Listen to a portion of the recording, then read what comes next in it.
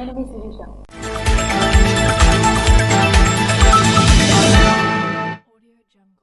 BC అభ్యున్నతికి అహర్నిశలు శ్రమించిన party Telugu Desam party అని కూటమి అసెంబ్లీ అభ్యర్థి గుండుశంకర్ అన్నారు. శ్రీకాకుళం నగరంలోని ఓ హోటల్లో బుధవారం నిర్వహించిన బీసీ ఆత్మీయ కలయిక సమావేశంలో టీడీపీ, జనసేన, బీజేపీ కూటమి అసెంబ్లీ అభ్యర్థి గుండుశంకర్ మాట్లాడారు.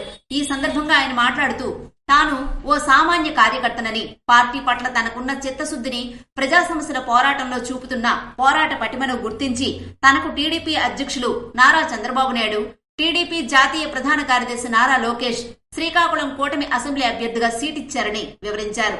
మొన్న బోరవల్లిలో నేను గొడవ చేసి ర్యాంప్ ఆపితే ఇప్పుడు మళ్ళీ గారిలో రోడ్డు వేస్తున్నారు. భయము భీతి లేదు మీకు. ప్రజాధనాన్ని దుర్వినియోగం చేస్తున్నారు. ఉన్న నదుల్ని ఇంకా తవ్వికెళ్ళిపోవడానికి మీకు పదవులు కావాలి. మీరేం చేశారు?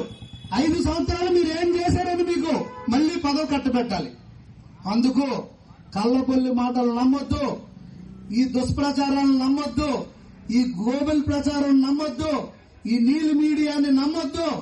ఇవన్నీ దొంగ ప్రచారాలు సొంత పత్రికలు, సొంత ఛానళ్లు పెట్టి మనల్ని అందరినీ తప్పుదోవ పట్టిస్తున్నారు. సోదరులారా, మనం అందరం ఆత్మీయులం, మనం అంతా కుటుంబ సభ్యులం. కలిసికట్టుగా మనం ఇది ఎదిరించకపోతే మనం రాబోయే రోజుల్లో పెను ప్రమాదంలోకి వెళ్ళిపోతాం. మన రాష్ట్రం అధోగతి పాలైపోద్ది. మన కుటుంబాలు, మన భవిష్యత్తు అంధకారంలోకి వెళ్ళిపోద్దని కూడా మీకు నేను తెలియజేసుకుంటూ, పంచాయతీరాజ్ వ్యవస్థ నిర్వీర్యం చేశాడని ఢిల్లీ నుండి ఢిల్లీ దాకా వెళ్లి పోరాడాం మేము. సో మీరందరూ కూడా తప్పుడు ప్రచారాలు నమ్మొద్దు. మనం అందరం ఒక కుటుంబంలాగా ఎదుర్కొని ఈ దుర్మార్గ ప్రభుత్వాన్ని గద్దెదించాలని మిమ్మల్ని అందరినీ పేరు పేరున తెలియజేసుకుంటూ, నీలి మీడియా తప్పుడు ప్రచారాలు చేసి టీడీపీ కుటుంబంలో చిచ్చు పెట్టాలని చూస్తున్నారని పేర్కొన్నారు. దయచేసి ఈ నీలి మీడియా రోతలను, రాతలను నమ్మొద్దని టీడీపీ నాయకులను, కార్యకర్తలను, అభిమానులను గుండుశంకర్ కోరారు. నియోజకవర్గ సమస్యలపై పూర్తి అవగాహన కలిగిన వ్యక్తిగా నన్ను గుర్తించి కేంద్రంలో నరేంద్ర మోడీ, మాజీ ముఖ్యమంత్రి చంద్రబాబు నాయుడు, ఎంపీ రామ్మోహన్ నాయుడు తనకి అవకాశం కల్పించారని వివరించారు. ఈ సందర్భంగా 10 అంశాలతో కూడిన బీసీ డిక్లరేషన్ కరపత్రాలను విడుదల చేశారు. ఎన్డీఏ కూటమి ప్రభుత్వం అధికారంలోకి రాగానే బీసీలకు 50 సంవత్సరాలకే పెన్షన్ అమలు చేస్తామని, పెన్షన్ ను నెలకు 4,000 రూపాయలకు పెంచుతామని తెలిపారు. జగన్ పాలనలో 300 మందికి పైగా బీసీలను క్రూరంగా హత్యకు గురయ్యారని ఆవేదన వ్యక్తం చేశారు. బీసీలపై దాడులు, దౌర్జన్యాల నుండి రక్షణ కోసం ప్రత్యేక రక్షణ చట్టం తీసుకొస్తామని వివరించారు. సామాజిక న్యాయ పరిశీలన కమిటీ ఏర్పాటు చేసి హక్కును కాపాడుతామని, బీసీ సప్లాన్ ద్వారా 5 ఏళ్లలో 1,50,000 కోట్లు ఖర్చు చేస్తామని అన్నారు. వైసీపీ ప్రభుత్వం 75,000 కోట్ల సప్లాన్ నిధులు దారి మళ్లించిందని, అధికారంలోకి వచ్చాక బీసీ సప్లాన్ నిధులు బీసీల కోసమే వినియోగించేలా చట్టపరమైన చర్యలు తీసుకుంటామని చెప్పారు. స్థానిక సంస్థల్లో బీసీ రిజర్వేషన్ ను వైసీపీ ప్రభుత్వం 34% నుంచి 24% తగ్గించి 16,800 పదవులు దూరం చేశారని, అధికారంలోకి వచ్చాక 34% రిజర్వేషన్లు పునరుద్ధరిస్తామని ఈ సందర్భంగా గుండుశంకర్ స్పష్టం చేశారు. ఎన్టీ రామారావు గారు కూడా స్థాపించినప్పుడు బడుగు బలహీన వర్గాల కోసం ఈ పార్టీ పెట్టారు. కూడు, గుడ్డ, నీడ, ప్రజలే దేవుళ్ళు, సమాజమే దేవాలయమని నినాదంతో పెట్టడం జరిగింది. 50 సంవత్సరాలకే బీసీలందరికి కూడా 50 సంవత్సరాలకే పెన్షన్ ఇవ్వడం జరుగుతుంది. 4,000 రూపాయలు ఇవ్వడం జరుగుతుంది. అలాగే దాదాపు ఆదరణ అని మనకు ఉండేది. ఆదరణ కింద ఎన్నో రకాల పనిముట్లు ఇవ్వడం జరిగింది. దాన్ని కూడా మళ్లీ పునరుద్ధరిస్తామని కూడా ఈ సందర్భంగా మీకు తెలియజేయడం జరుగుతుంది. అలాగే బీసీ సప్లాన్ కూడా పెట్టి దాని ద్వారా 1,50,000 కోట్లు మనం ఖర్చు చేస్తాం. వైసీపీ ప్రభుత్వం 75,000 కోట్ల సప్లాన్ నిధుల్ని దారి మళ్లించింది. అధికారంలోకి వచ్చాక ఈ డబ్బులన్నీ మనం ఆ బీసీల కోసమే మనం ఉపయోగిస్తామని కూడా డిక్లరేషన్ ఇవ్వడం జరిగింది. అలాగే స్థానిక సంస్థల ఎన్నికల్లో బీసీలకి 34% మనం రిజర్వేషన్ పెడితే ఈ వైసీపీ ప్రభుత్వం మొన్న 24కి కుదించింది. నామినేటెడ్ పోస్టులు 34% ఓన్లీ బీసీలకే కేటాయిస్తామని కూడా ఆయన చెప్పడం జరిగింది. స్వయం ఉపాధి 5 ఏళ్లలో 10,000 కోట్లు ఖర్చు చేస్తామని కూడా చెప్పడం జరిగింది. అలాగే ఈయన ఏదైతే ఈ ఆదరణ మంద పెట్టేశాడు మొత్తం. ఏ పనిముట్లు లేవు, ఏమి లేవు. ఉల్టా వీటికి వచ్చిన ఈ 75,000 కోట్ల నిధుల్ని దారి మళ్లించేసి ఆయన ఏవేవో బటన్ నొక్కుడు కార్యక్రమానికి దుర్వినియోగం చేశాడని కూడా నేను చెప్తున్నా. పెళ్లి కానుక ₹1,00,000 కూడా పెంచుతామని కూడా చెప్పడం జరిగింది. శాశ్వత కుల ధృవీకరణ పత్రాలు అందజేస్తాం. విద్యా పథకాలన్నీ పునరుద్ధరిస్తామని నియోజకవర్గాల్లోని అన్ని రెసిడెన్షియల్ స్కూళ్ళని జూనియర్ కాలేజీలుగా కూడా అప్గ్రేడ్ చేస్తామని కూడా చేయడం జరిగింది. షరతులు లేకుండా, ఎటువంటి షరతులు లేకుండా విదేశీ విద్యను కూడా బీసీలందరికి కూడా అందిస్తామని చెప్పడం జరిగింది. అలాగే పీజీ విద్యార్థులకు కూడా ఫీజు రీఎంబర్స్మెంట్ పునరుద్ధరిస్తామని కూడా చెప్పడం జరిగింది. అలాగే స్టడీ సర్కిళ్లు, విద్యోన్నత పథకాలు పునఃప్రారంభిస్తామని కూడా ఈ సభాముఖంగా ఆ రోజు బీసీ డిక్లరేషన్ లో ఇవ్వడం జరిగింది. చట్టసభల్లో బీసీలకు 33% రిజర్వేషన్ కోసం తీర్మానం చేసి కేంద్రానికి పంపిస్తామని, అన్ని సంస్థలు నామినేటెడ్ పదవుల్లో 34% రిజర్వేషన్ అమలు చేసినట్లు వివరించారు. తక్కువ జనాభాతో ఎన్నికల్లో పోటీ చేయలేని వర్గాలకు కోఆప్షన్ సభ్యులుగా అవకాశం కల్పిస్తామని, ఆర్థికాభివృద్ధి, ఉపాధికి ప్రోత్సాహకాలు పునరుద్ధరిస్తామని చెప్పారు. కార్యక్రమంలో టీడీపీ, జనసేన, బీజేపీ ముఖ్య నాయకులు, కార్యకర్తలు, అభిమానులు పాల్గొన్నారు. కరకవలస గ్రామంలో ఎన్నికల ప్రచారం నిర్వహించిన ఉమ్మడి టీడీపీ అభ్యర్థి భగ్గు రామమూర్తి బుధవారం జలమూరు మండలం కరకవలస పంచాయతీ కరకవలస గ్రామంలో ఎన్నికల ప్రచారం నిర్వహించి శంఖారావం సూపర్ 6 పథకాలను ఉమ్మడి టీడీపీ అభ్యర్థి సీనియర్ నాయకుడు భగ్గు రమణమూర్తి ప్రజలకు వివరించి రానున్న ఎన్నికల్లో సైకిల్ గుర్తుపై ఓటేసి రాష్ట్రం నుండి సైకో పాలనను తరిమి కొట్టాలని ప్రజలకు వివరించారు.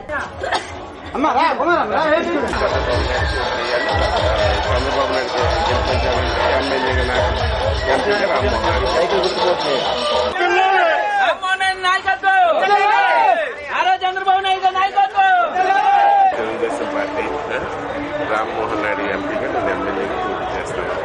ఈ రెండింటికి సైకిల్ పోటీ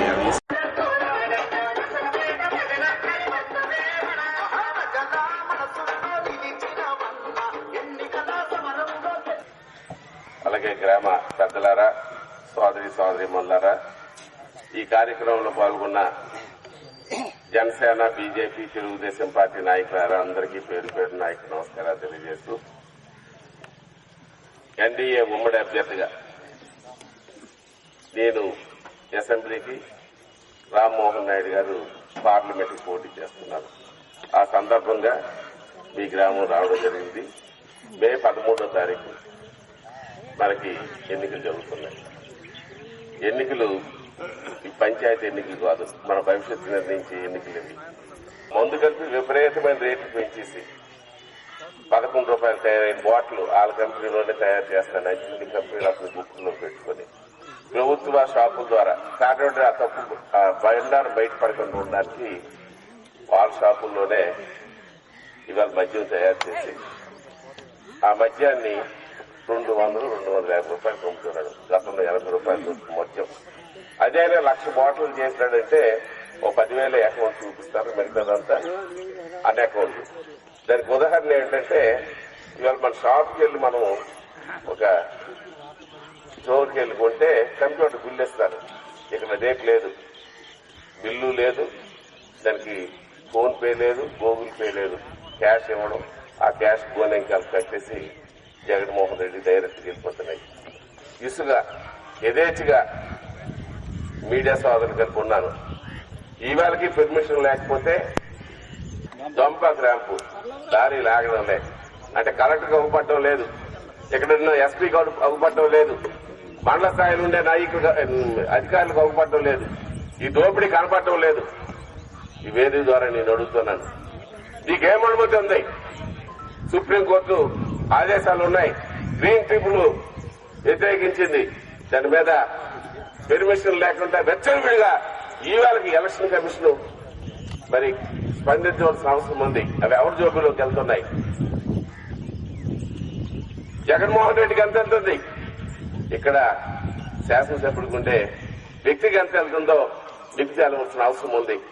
సోదరిమణులకు ఒకటే చెప్తున్నాను, మహిళా శక్తి అంటే ఆడవారు గౌరవించే తెలుగుదేశం ప్రభుత్వం, చంద్రబాబు ఆవేళ ఎన్టీ రామారావు చంద్రబాబు వరకు ఆయుష్ల హక్కు కల్పించింది అన్న ఎన్టీ రామారావు గారు.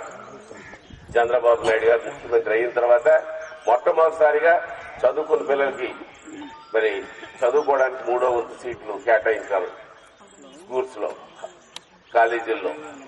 అలాగే ఉద్యోగాలు 3వ వంతు కల్పించారు. తల్లి ఎంతమంది మహిళలు ఉంటే ఇంట్లో అత్త కోడలు ఉండొచ్చు, కూతురు ఉండొచ్చు, ఇంకా మనవరాలు ఉండొచ్చు 18 సంవత్సరాల దాకా. ఎంతమంది ఉంటే అంతమందికి ఈ పెరిగిన రేటును తట్టుకునే విధంగా ప్రతి వాళ్ళ అకౌంట్ లో నెలకు 1500 చొప్పున సంవత్సరానికి 15,000 వేస్తామని అందరూ చెప్పని చంద్రబాబు నాయుడు గారు, పవన్ కళ్యాణ్ గారు, అలాగే మోడీ గారు కలిసి చెప్పమన్నారు.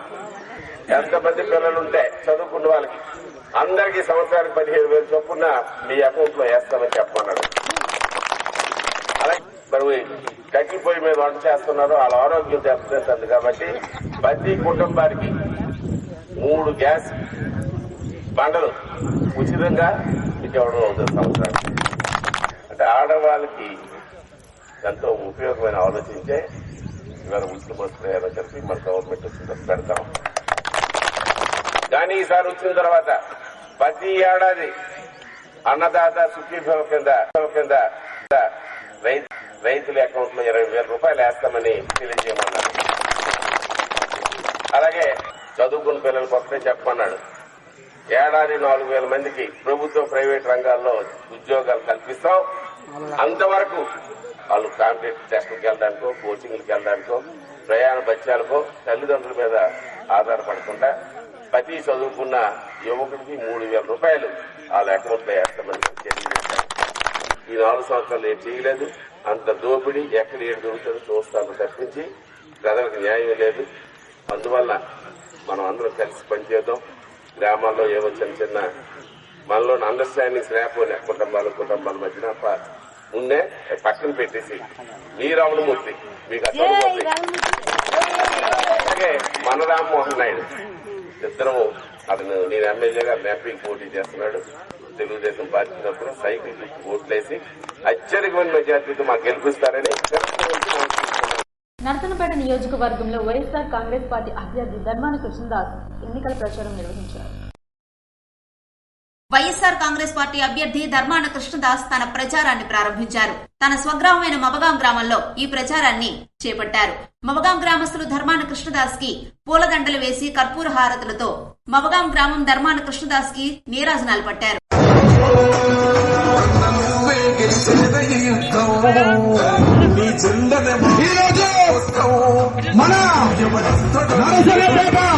మబగాం నుండి బయలుదేరి కత్తిరివానిపేట, తలసముద్రం, దీర్ఘాసి, ముప్పిడి గ్రామాల మీదుగా రాళ్లపాడు గ్రామం వద్ద శ్రీ అభయాంజనేయ స్వామి వారి విగ్రహానికి పూజలు చేపట్టారు.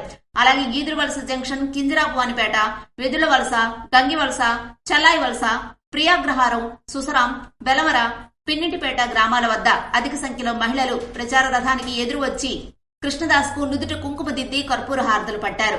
అలాగే తొలి ప్రచార గ్రామమైన బొత్తాం పంచాయతీ వనవిష్ణుపురం గ్రామంలో వైఎస్ఆర్ కాంగ్రెస్ పార్టీ అభ్యర్థి ధర్మాన కృష్ణదాస్ కు పూలవర్షం కురిపించారు.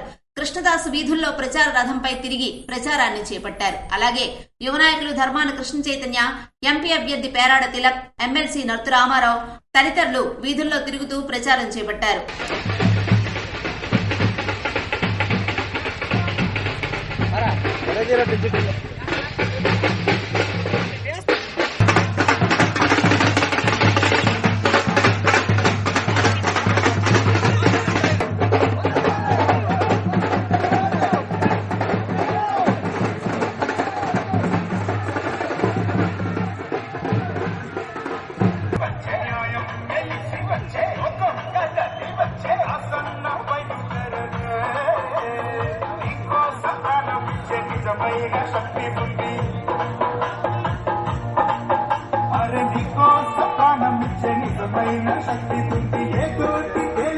వైఎస్ఆర్ కాంగ్రెస్ పార్టీ ప్రభుత్వంలో అన్ని వర్గాల వారికి మేలు జరిగిందని, పేదల పార్టీగా పేరు తెచ్చుకున్న వైఎస్ఆర్ కాంగ్రెస్ పార్టీని మరోసారి గెలిపించాలని, ఫ్యాన్ గుర్తుపై ఓటేసి మరోసారి జగన్మోహన్ రెడ్డిని ముఖ్యమంత్రిని చేయాలని నర్సన్నపేట నియోజకవర్గంలో ధర్మాన కృష్ణదాస్ ని 5వసారి గెలిపించుకోవాలని పిలుపునిచ్చారు. కార్యక్రమంలో DCCB chairman Karmi Rajeswararao, MPP Muddada Bairaginaidu, Narasannapeta MPP Aranga Muralidhar తదితరులు ఈ ప్రచారంలో పాల్గొన్నారు.